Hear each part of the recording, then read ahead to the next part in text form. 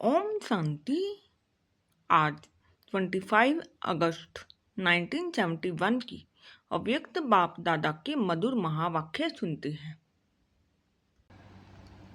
मुरली का सार है मुख्य 7 कमजोरियां और उसको मिटाने के लिए 7 दिन का कोर्स।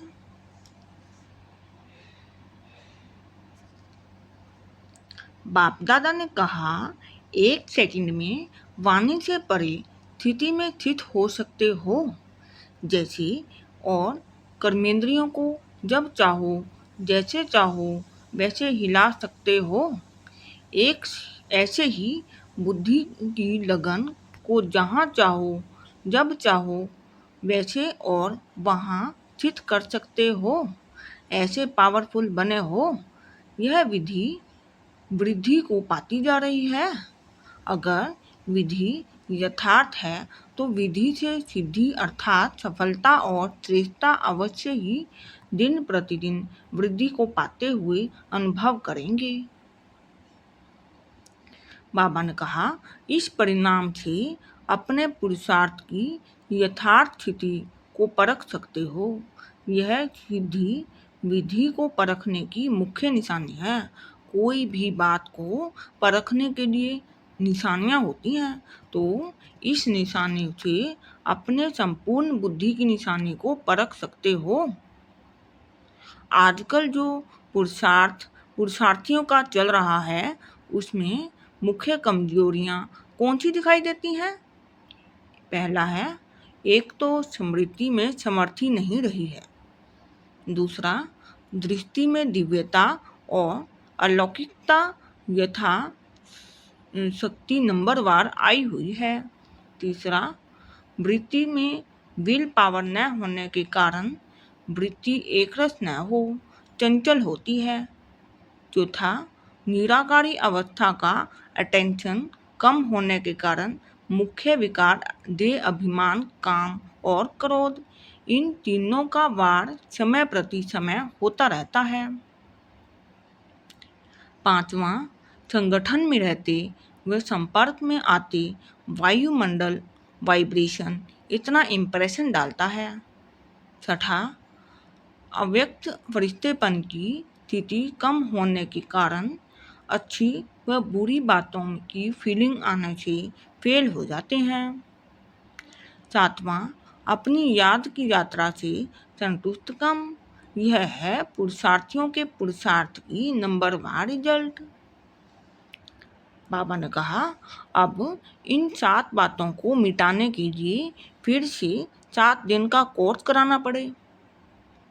इन 7 बातों को सामने रख 7 दिन का कोर्स जो औरों को कराते हो, वह अपने आप को रिवाइज कराना। जैसे मुरलियों को रिवाइज कर रहे हो, तो रिवाइज करने से नवीनता और शक्ति बढ़ने का अनुभव करते हो।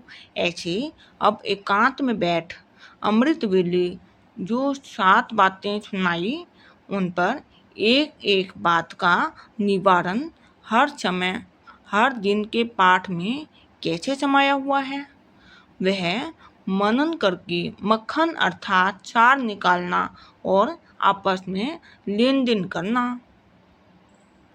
कोर्स तो किया है, लेकिन जैसे जिज्ञासुओं को कोर्स कराने के बाद हर पाठ की युक्ति बताते हो व अटेंशन दिलाते हो, वैसे आप हर एक रेगुलर गॉडली स्टूडेंट अब फिर से 1 सप्ताह एक पाठ को प्रैक्टिस और प्रैक्टिकल में लाओ।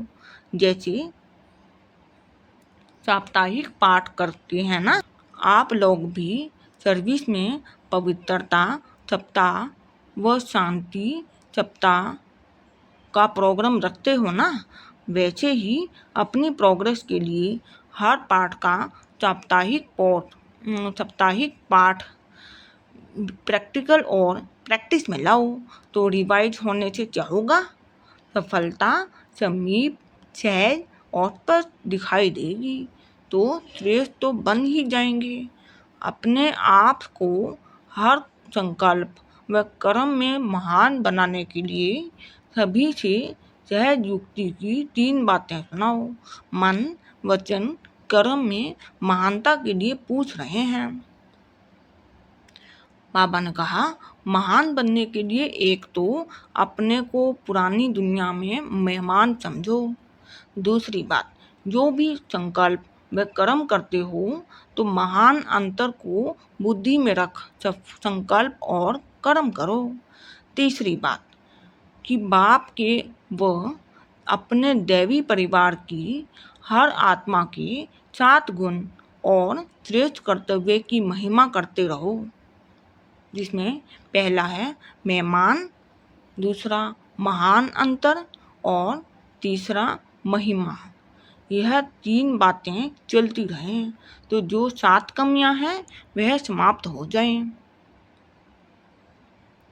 मेहमान न समझने के कारण कोई भी रूप व रंगत में अट्रैक्शन और अटेंशन दे जाता है। महान अंतर को सामने रखने से कभी भी देह अहंकार व क्रोध का अंश व वंश नहीं रह सकता। तीसरी बात, बाप की व हर आत्मा के गुणों की महिमा व कर्तव्य की महिमा करते रहने से किसी द्वारा किसी बात की फीलिंग नहीं आ सकती और सदैव गुणों और कर्तव्य की महिमा करने से याद की यात्रा असंतुष्टता भी निरंतर व सहज याद में परिवर्तन हो जाएगी। इन तीनों शब्दों को सदा स्मृति में रखो तो समर्थिवान हो जाएंगे। दृष्टि, वृत्ति, वायुमंडल सभी परिवर्तन हो जाएंगे। फिर बाबा ने कहा, द्वापर से लेकर आज तक अपने और दैवी परिवार की आत्माओं की महिमा करते आए हो, कीर्तन करते आए हो। अब फिर चैतन्य परिचित हुई आत्माओं के अवगुणों को व कमियों को क्यों देखते हो, वह बुद्धि में धारण क्यों करते हो।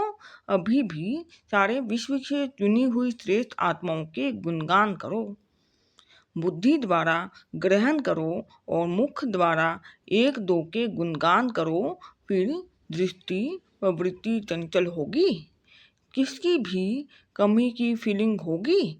अभी अनुभव किया है कि कोई भी मंदिर की मूर्ति कितनी भी अट्रैक्टिव व सुंदर सजी हुई हो तो कभी भी दृष्टि और उनकी सुंदरता व सजावट की तरफ संकल्प मात्र भी चंचल नहीं होती। और वहाँ ही अगर कोई सिनेमा व कोई ऐसी किताबों में से कोई अट्रैक्शन व सजावट देखते हैं, कोई बोर्ड भी देखते हैं, वृत्ति और दृष्टि चंचल हो जाती है। क्यों? अट्रैक्शन तो मूर्तियों में भी है, सजावट, फीचर्स और नेचर की ब्यूटी मूर्तियों में भी है, फिर भी वृत्ति और दृष्टि चंचल क्यों नहीं होती। दोनों ही चित्र सामने रखो व एक ही कमरे में रखो तो 1 सेकंड में उस तरफ जाने से वृत्ति चंचल होती है और उस तरफ जाने से वृत्ति पवित्र बन जाती है। यह पवित्रता और अपवित्रता का कारण क्या होता है? स्मृति। स्मृति है कि यह देवी है तो स्मृति दृष्टि और वृत्ति को पवित्र बनाती है और स्मृति है कि यह फीमेल है तो वह स्मृति, वृत्ति और दृष्टि अपवित्रता की तरफ खींचती है। वहाँ रूप को देखेंगे और वहाँ रूहानियत को देखेंगे। ऐसा पास्ट का अनुभव तो होगा ना। वर्तमान भी परसेंटेज में है, लेकिन इसको मिटाने के लिए कभी भी कहाँ भी देखते हो, किससे भी बोलते हो तो स्मृति में क्या रखो? आत्मा समझना, वह तो हुई फर्स्ट चीज, लेकिन कर्म में आते, संपर्क में आते, संबंध में आते यही स्मृति रखो। यह सभी जड़ चित्रों की चैतन्य देवी व देवताओं के रूप हैं।